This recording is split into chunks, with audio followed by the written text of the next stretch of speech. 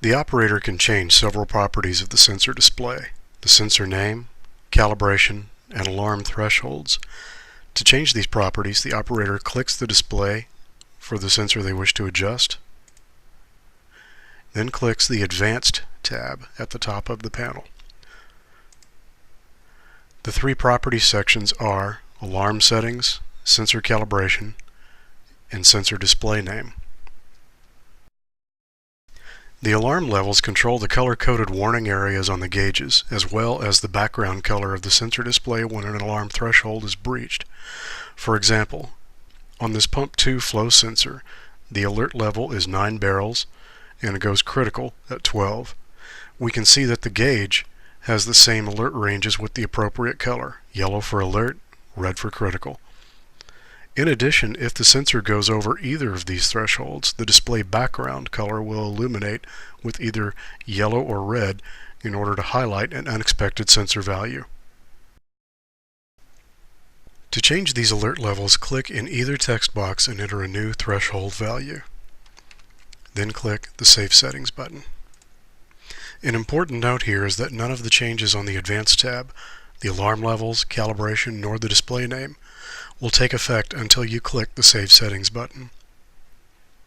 There are buttons next to both thresholds that will toggle the display of the threshold levels on a timeline chart if one is in the sensor layout. The alarm features can be turned off entirely with the toggle button to the left of the threshold levels. There is also a set of alarms for the low end of sensor values, working the same way as the alarms we just covered. Sensor calibration is used to adjust the value of a sensor. Calibration of sensor values affects both the screen display and the values stored in the database. For example, let's say that for whatever reason the flow rate is low by a value of 2 barrels. We calibrate the sensor by first clicking in the Offset text box, enter a calibration value, then click the Save Settings button. So here it displays our raw value of 8, an offset of 2 for a calibrated value of 10.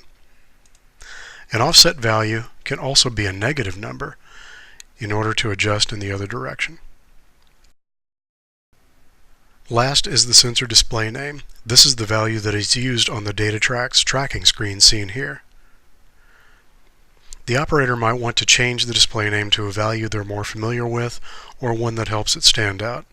To change the display name, click in the Sensor Name text box, make the changes necessary, then click the Save Settings button. We can see that the display name has been altered in the data tracking screen. If the operator ever wants to revert back to the system's default name for the sensor, just click the Reset area below the Sensor Name text box to revert back to the default value. Then click the Save Settings button. When any changes have been completed, click the X button at the top of the panel to close it and return to the data tracking screen.